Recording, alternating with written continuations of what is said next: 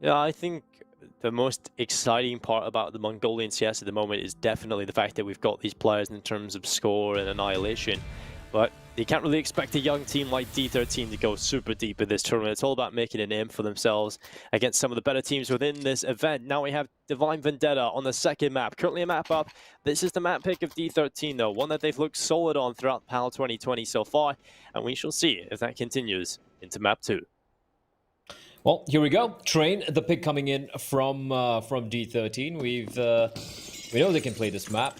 And for Divine Vendetta, at this point, I don't even know what to say. Like, we spoke about Mirage, but like, they've barely played the map. They only played it a couple of times in the past 3 months or so, and yet they showed that they had a game plan in mind. They have the individual skill set as well.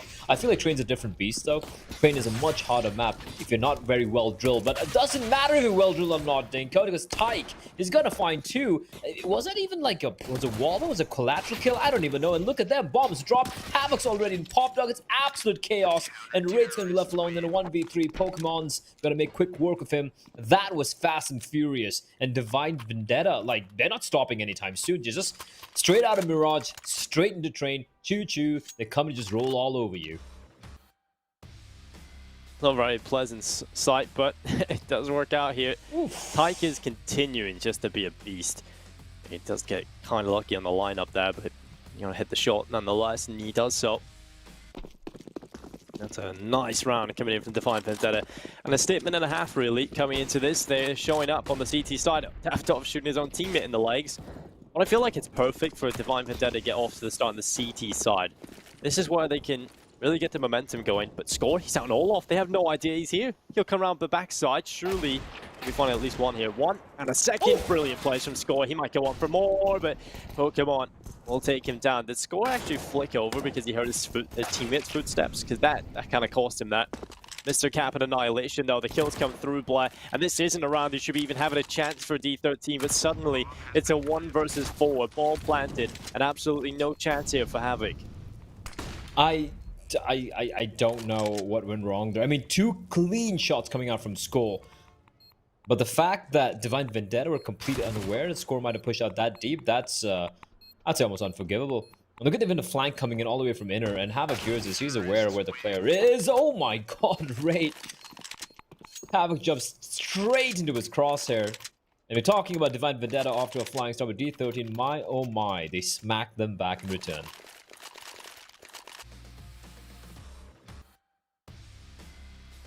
That's just unbelievable. Score. He gets out so quickly, they don't even think about it. They don't even think it's a possibility that he's down in Olaf. And that kind of just spirals out of control from that point onwards, because there's a huge weakness on the A bomb site. And they can't really patch it up. Water just kept coming in and the ship sunk very quickly. I thought Ezra actually got shot from his teammate again. That would have been ridiculous. Well, they flash it. Tamir, aware. Of course, 1 by 1 they fall. Oh, no, not again. No, that shouldn't be allowed to happen. No way. No way. He's not gone for the reload, Dinko. He just wants that 1D. He wants that 1D life.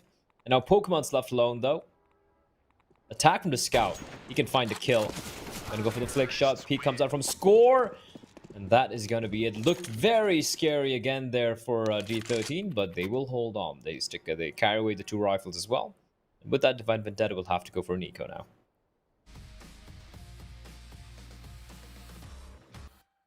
Gotta say, like, we're not used to like saying Tyke when we're doing the play-by-play moments and we're looking at all the frags coming. It's usually like Havoc and Pokemon. Yeah. We have like Daftov, and in the past couple of games, it's just been Tyke. He really does stand out, and it's not just his hair that makes him do that. He's definitely looking solid in this series so far. Tyke. Want to see it continue. Ezram going down, a good kill from Score. It's really good at getting out T-Con. I want to see if this continues into the gun rounds. I'm pretty sure that Divine Vendetta will get a read on the fact that he is just pushing out T-Con to Olaf. But will they be able to deal with it? Obviously, it does take a Molotov, and immediately you're holding Score back, but I want to see how he deals with that. Another push from Divine, or trying to say D13, down in towards the lower bomb site. Mr. Cap gets rid of Havoc. And well, Ugh. one kill from Tyke. It was long-winded. Annihilation probably should have taken that kill. And now 4 versus 3. Tyke looking for more, but kills keep coming in from D13. They clean up, only losing the one player.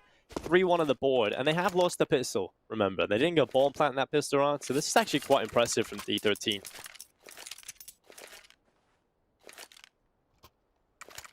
This has been pretty impressive indeed. Yeah, 3-1 up, your map pick.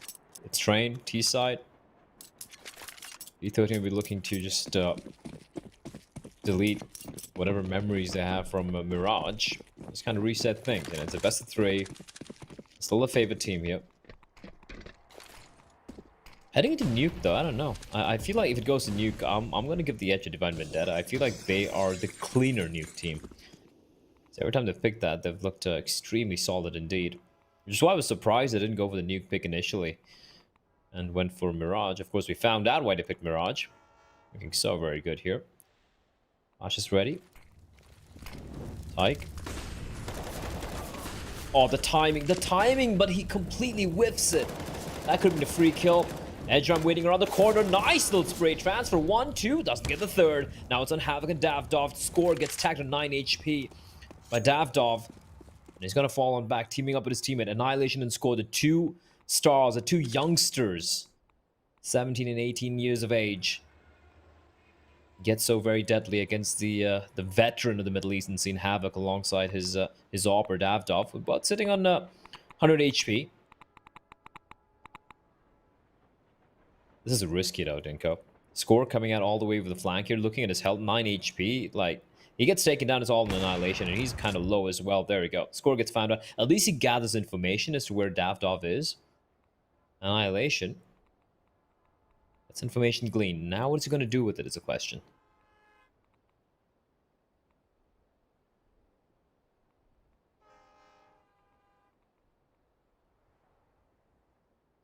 Well, not a whole lot of time. So if he is going to do anything, he's got to go quite quickly here. He can't win the round now. Okay, that timing, that's perfect. Literally can win the round just because they look away. Annihilation gets the bomb plant down in towards B, and now he gets away from this position. He sits back at the bottom of the ramp. Havoc and Davdov. Well, they will be trying to get back in towards this bomb site. Annihilation is solid enough, but Davdov gets rid of him. Reads the right position. Annihilation peeks into him. It goes down, but a bomb plant from that scenario, I mean, it wasn't looking winnable at the time, at least. But Annihilation manages to get down and gets that bomb plant. Maybe liked a little bit more, but of course, you can't really complain too much about that. Money's good for the T side, though. 12k on Tamir, the rest pretty solid as well. 9k, 7k, 4k. They've got a lot of money here, Blair. They have quite a bit of money. A nice effort from Edgeram there to kind of turn it around. I feel like Vendetta could have maybe... Sorry, D13 could have played it one a little bit better in the 2v2. How the hell the disadvantage? You could have tried and gone for, just stick together. You have the star part.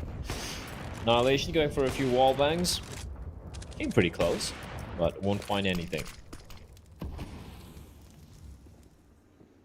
Oh, Divine Vendetta. I'm hearing a lot of footsteps, and this is ballsy from him. He's pretty much doing this solo. Up close. Max 7, maybe good for one Dinko. But at least for the time being, he does have that part of the map in his control, giving his teammates a lot of room to work with. You have 3 players towards Inna, you have Davdov towards Ivy, a little bit of a failed run boost there.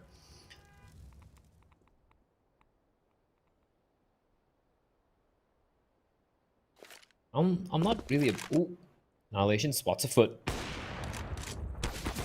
The repeat, the timing is off. Davdov misses the follow-up shot, and with that, back and forth trades. However, again, Edgeram's position towards team mid, that's going to be instrumental in whatever play these guys go for. If they head towards B, Dinko, there are 3 CTs waiting for them, and they're going to re-aggress further. This is ballsy. And Havoc finds one, doesn't get the second, but he's done the damage, and that's going to be the call for them to maybe go for a fast play towards Inna. Oh, this is messy.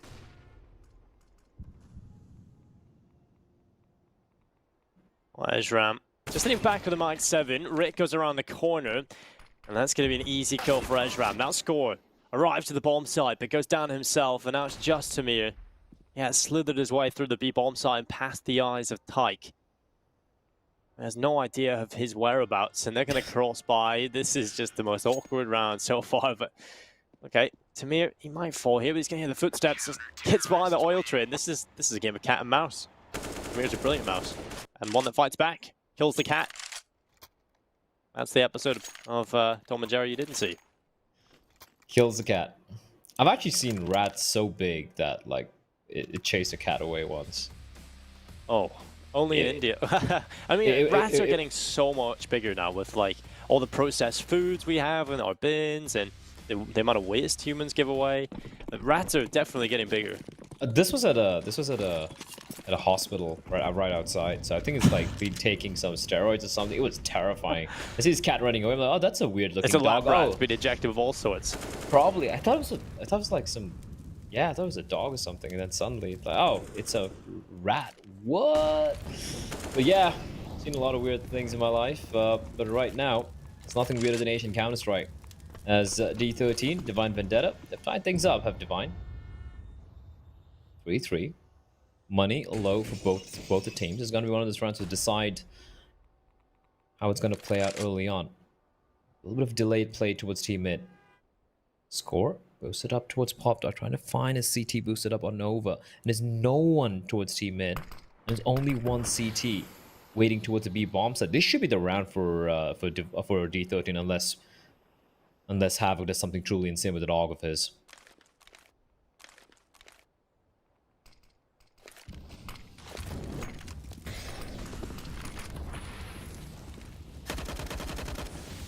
Well, the spray coming down, Havoc certainly doing a good bit of damage. He'll flick out to the right side as well, and they go down and towards the site, but Havoc's done enough to make this winnable for his team. It's not enough yet, though. Tyke charges through. Footsteps, it should have been her at least going through the fire, but Mr. Cap didn't seem to be aware.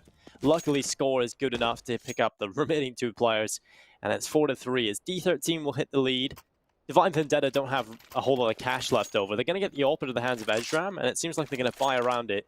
Going for the force buy decision, you can definitely get behind this based on how little cash D13 actually have left over.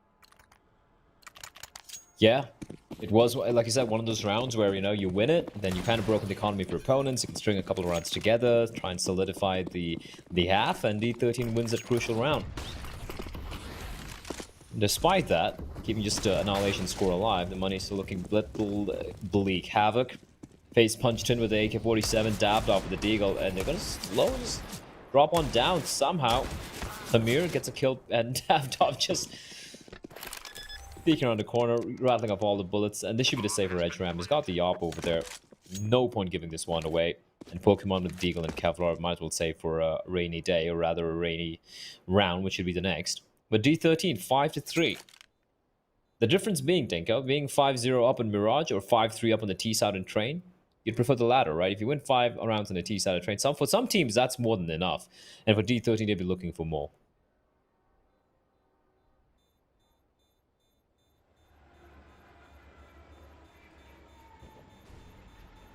I think D13 really have to make a convincing showing of this first half, especially after losing Mirage.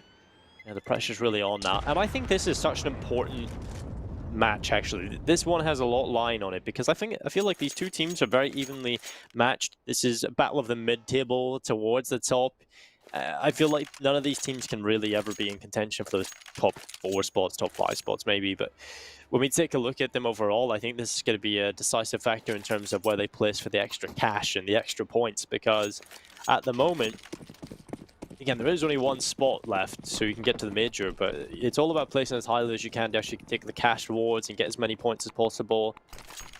Because in a world, just imagine where, say one of the teams has visa issues getting into a country, and you has to go to, say it happens for the first 2 teams, it falls to the next 3rd or 4th team, who has the most points. All points matter, play. And although that may be an unlikely scenario, and I don't know if it's entirely unlikely with the world scenario at the moment, who knows, maybe a 3rd, 4th team could maybe even go to an event. So it's all about getting as many points as possible to give yourself the maximum chances of finding success.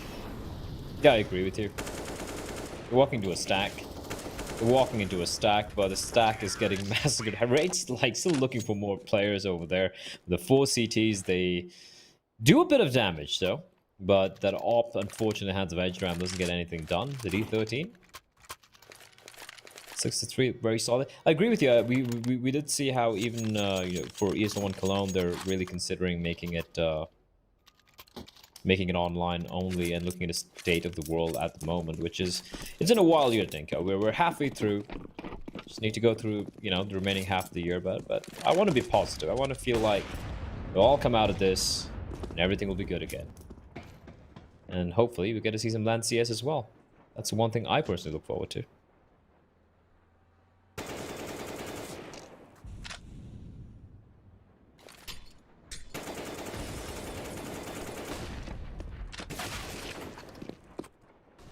Tamir takes down Davdov.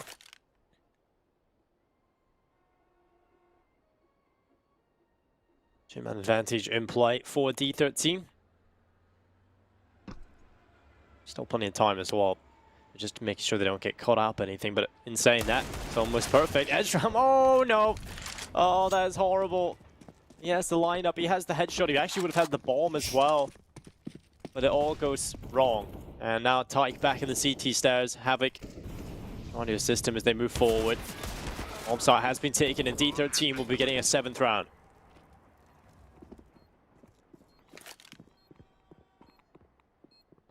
Oh. Takes a sweet time lining it up. He's been so very... Oh! Oh! I love it. I love how he took a sweet time. Just lining up the shot for the head. So what would have been a flawless round for D13, Tyke at least makes it a little bit more expensive, and now the buy is going to be coming up in Divine Vendetta. I expect them to at least get a couple more rounds on the CD side, but for D13, I think they've done the job. I think the Ghosts of Mirage has been exercised for now. And I will be very, very surprised if D13 kind of like throw this map away. I remember when we were doing the predictions, Dinko, and we were like, oh, it's going to be 2-0. 2-0 for D13 initially, and Jason cut me off because he's such an ass sometimes. But I was about to say that if D13 don't win this 2-0, I'd eat my hat or something. I'm actually now happy that Jason cut me off, so I don't have to go through with the bet. I think one of the ones you used yesterday, I can't remember if it actually played out, but you said you were going to delete your Twitter account. So you're really putting a lot on the line here, Blair. Yeah, I think it's... But you didn't specify which Twitter account. True. You don't know about my Smurf Twitter account. Yeah, exactly, that you will make and then delete. And well, Havoc takes down Mr. Cap. Two-man advantage already here for Divine Vendetta, and this could be the turnaround in the half. This could be a round picks up for them, and everything changes. I am trying to find the positives for this team, because right now there aren't so many here on Train. As Rit takes down Havoc, Tyke's looking to fight back as well, and that's a much better round from Divine Vendetta. They get the initial kills, they don't lose too many players. And now it's 7-4. D13, plenty of money still available, so they get the rifles out, AK-47s. But at least for Divine Vendetta, they have an opportunity now into the latter stages of this half to potentially build their economy up. Yep, that this is at least something they can do to try and bring it back, you know, some semblance of respect. But also, like, I don't know, man. Like, most of the CD sides from I'm generalizing quite a bit here. Forgive me for doing that, but when it comes to many teams in Asian CS, most of the generalizations do work on out. And one thing I've noticed is the CD side for most of the teams, it's quite abysmal, even on maps like Train. And this is a great hole. This is a brilliant hole. Edge Ram, what are you doing? That is disgusting from him. Complete absolute shutdown. And like you said, Dinko, they keep a lot of players alive, meaning the money is suddenly starting to build up. If Divine Vendetta can close this out 8-7, win the pistol, and if and we see the classic Asian CS CT side choke, it could happen. I mean, I'm not saying it's gonna happen, but it could happen. I can see a world where D13 just throw away this lead because they don't know how to handle the CD side from Divine Vendetta. So sorry, they don't know how to handle the T side from Divine Vendetta rather, but still early days. All hypotheses. Is it hypotheses or hypotheses? Hypothesis. Hippopotamus. English is hard, man. It is not really in comparison to some other languages. I don't know. I feel like at least other languages have I mean, there's stupid rules in English, yeah. Yeah, no, I think it's a lack of rules that kind of. It's like I tilt before me. E, usually, and then you just have a bunch of words. There's loads of exceptions. Like, and then no, there's the simple another one. example. There's PUT and BUT. One's put, one's but. But there's no like. To someone who doesn't speak or read like no English, he sees the word and he's like, okay, BUT is but, and then you show the person PUT and the person's gonna be, yeah, that's put. Yeah, no, it's put. The person's gonna be, why? Like, there's no indication why it should be put, unlike other languages. But hey, it works. Maybe that's why maybe that's why everyone speaks it, because it just takes everything from everywhere. True. And it is a collection of lots of different dialects, so I think a lot of people do say, though, it is quite primitive. But nonetheless, we'll get right back into the action. It's going to be Edge Ram taking down Score. Rit fights back, and, well, Pokemon available. Gets one onto Tamir, but Mr. Cap is still there with the Galil and rattling shots away. Rit is dropping Pokemon through the smoke, and now it's Havoc. Looking to be the hero. He might just do it here. 1 versus 1 now, up against Rit, who walks right through the smoke. And Havoc, what a beast. 3 kills, 6 rounds, and Divine Vendetta, they need to thank this man. It's a 1v3. It's a 1v. It's 3 1v3s that Havoc has won so far in the series. There must be some mini record on its own, like having won that many 1 versus 3s. It's ridiculous. The best Indian player to have touched CS:GO. A little bit of pride from my side, doing good work there. So despite D13 really stepping it up, initially, once again, we see the guys from Divine Vendetta still grinding it back, still trying to make a match of things. And if they can close this out, like I said, 7-8, 8-7, I feel like they're going to be feeling a little confident, maybe even trying to go for the full 2-0, which is basically going to prove all of us wrong. And honestly, I wouldn't be surprised anymore.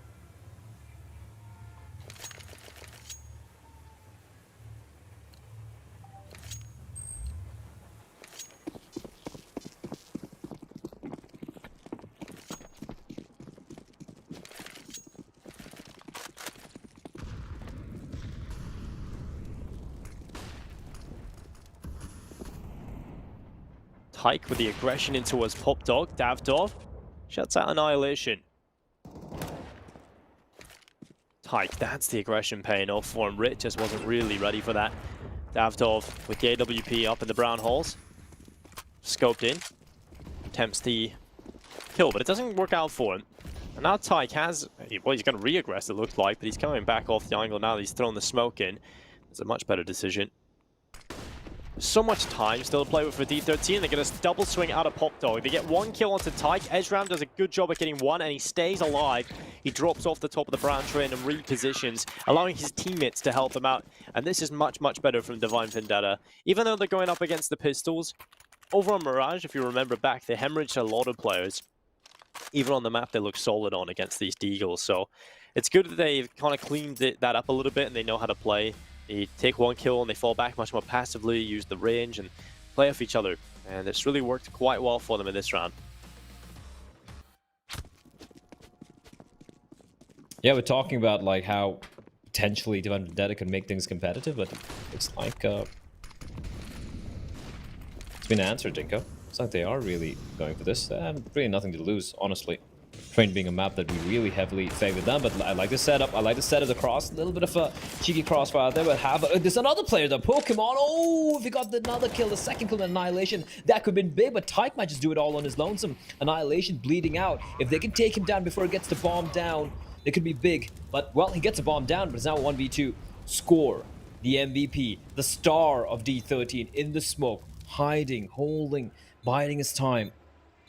And I love the patience of Divine Vendetta. They're showing nothing. They're waiting for the smoke to dissipate. An edge ram. Experience and patience. It pays off. Score is going to fall. And Divine Vendetta, they go into the lead, Dinko. We were just talking about, like, you know, it could happen. It was still very unlikely at the back of my mind, but they pull it off 5 rounds in a row. Yeah. As you go to the second half, 8-7. I mean, there were a couple of close rounds in there, for sure. Havoc bailing them out in a 1 versus 3 clutch, but all that matters is the rounds go their way. And they were looking much better on an individual level, but also on a team level. They had the setups, they had the crossfires. One player, when they were initially going aggressive at the start of the round, also had a backup plan. They had a player up on top of the brown train. And that's Ezram generally helping out the teammates in the form of Tyke. So, yeah, I think that's a pretty good recovery to the half from Divine Vendetta. If they played like that from the start, they certainly would have found themselves in a much better position. But now they go into the lead in the second half. One round up. We'll be looking for this pistol win.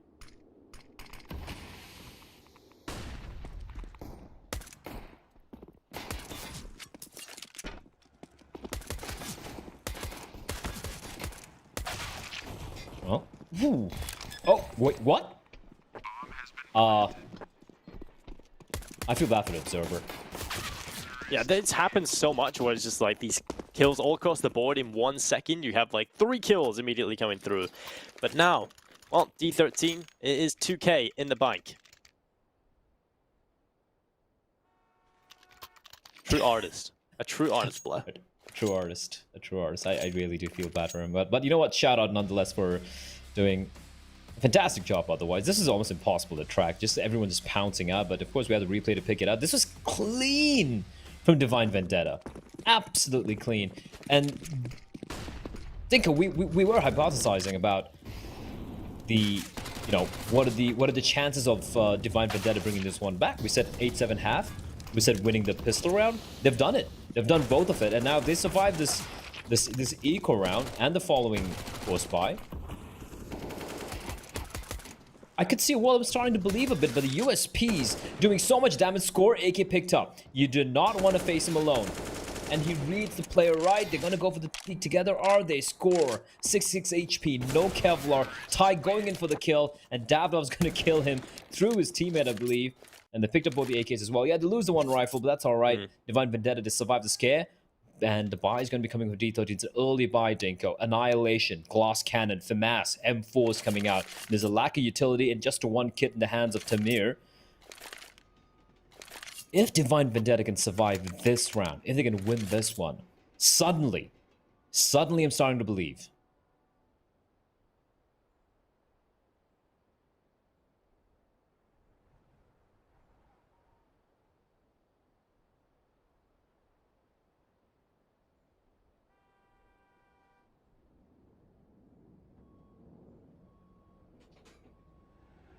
Well, I would never have expected coming into the series to be able to predict Divine Vendetta to win Train, nor did I ever think this was going to be a 2-0 in favor of Divine Vendetta. But with the way that they've been playing, I feel like they're just looking so good right now. This is definitely a good team. And I think a lot of people come into this with a perspective, okay, this team are a mix, so we'll kind of underestimate them a little bit. It'd be kind of cool if they can win a couple of upset matches. But no, they're playing good Counter-Strike, and I think that's definitely in part by Ezram and Havoc. I think they're the two consistent pillars of this team, and I have to agree with you as we discussed this before the game started.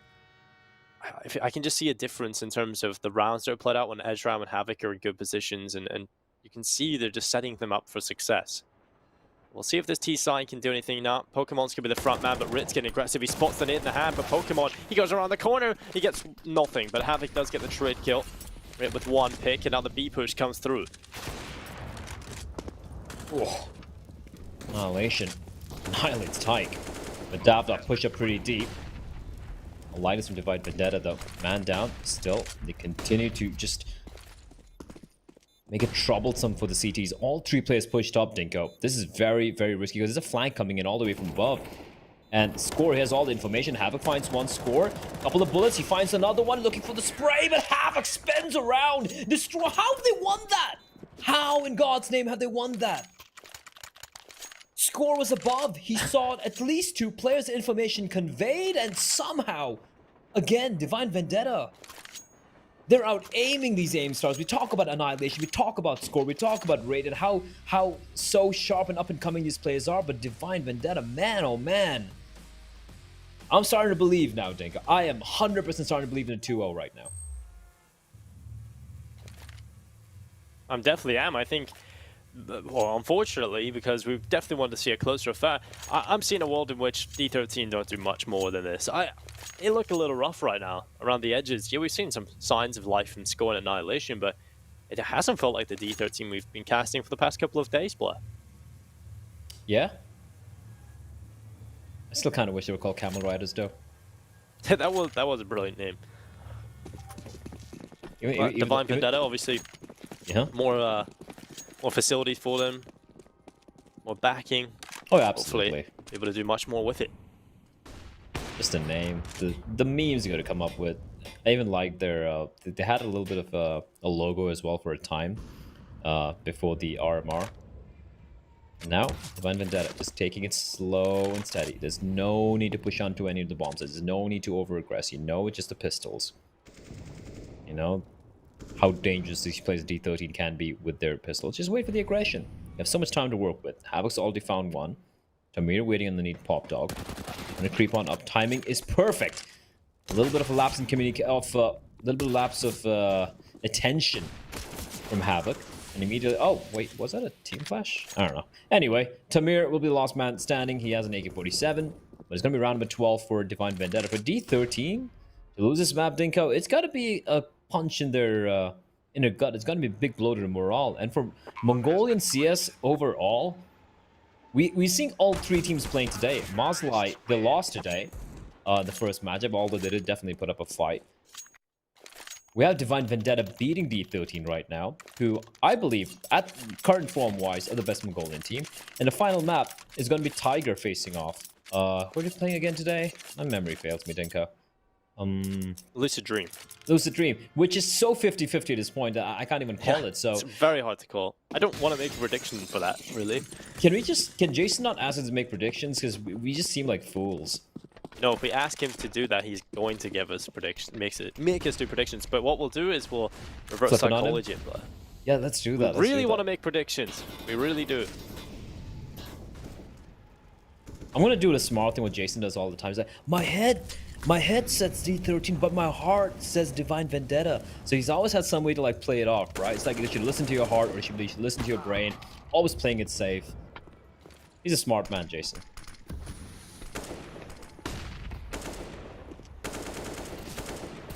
Well, Tyke is around the corner. Tamir is going to go down. Annihilation is there, but Tyke continues this good form. Now, this is something we haven't seen from Divine Vendetta in this tournament so far. Tyke being an absolute animal, just cutting through them. What is he? Oh my god, okay. 4 kills. Tyke now 20 and 13.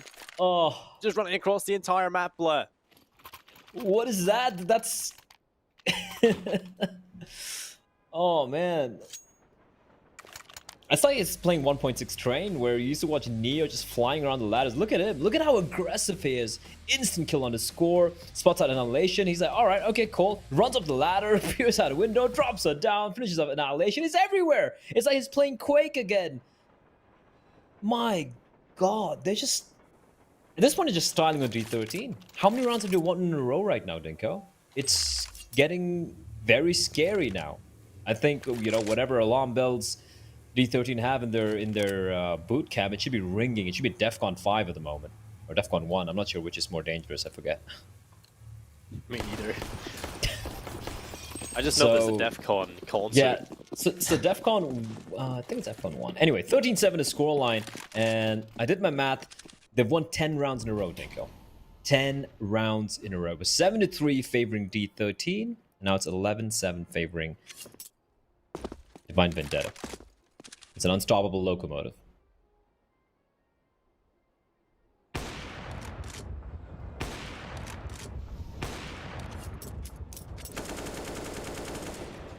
So we knew coming into this event, right? We knew what to expect. Asian Counter-Strike can be very unpredictable. Anybody can beat anybody, apart from Vici and Tyloo. But I never really thought it was going to be this bad. Well, we predict 2-0s for one team, and then it would completely flip reverse the other way around. Now, this one kind of makes sense because there's definitely a chance it is so evenly matched that it could go this way. But there's matches like Maslai the other day with their win. How does that happen? It's just so unpredictable that it's exciting. I mean, I just like it, realizing I don't know what I'm talking about, Blair. Yeah. Or at least I do know what I'm talking about, but it doesn't matter that I know what I'm talking about. It's complete chaos, and the thing is, the thing is, once you've been in this madness for a while, at least long as I have, you kind of enjoy it. You kind of enjoy how nothing's predictable like life. Everything is chaos. Everything is sheer madness. As Divine Vendetta, they're going to run out to the A bomb site, find it completely empty. It was an inner stack.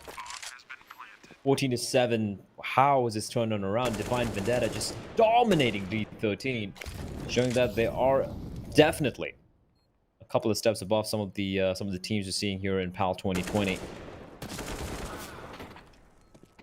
Out.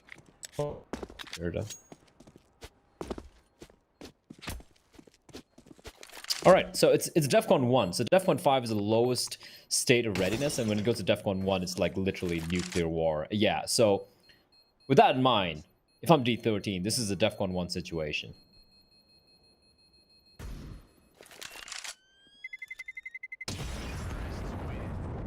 Will they be able to handle it? Is it too late? Have they got the protocols in place? I don't think so.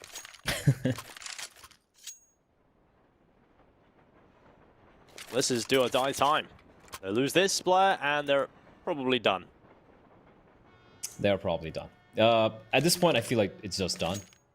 Whatever rounds we've seen, even if they like string a couple of rounds together here and there, which they haven't. They haven't won a single round on the CD side. Not one round. And even if they do win a couple here, I mean, look at the money for Divine Vendetta. Apart from Pokemon, everyone has got a lot of cash to work with. Ooh. Mike. No. I feel like that was unnecessary from Raid there. I knew he was trying to bait out the player so that Annihilation could get the kill in, but I just feel it was completely unnecessary. Tyke gets the kill. Annihilation does a smart thing, falls all the way back.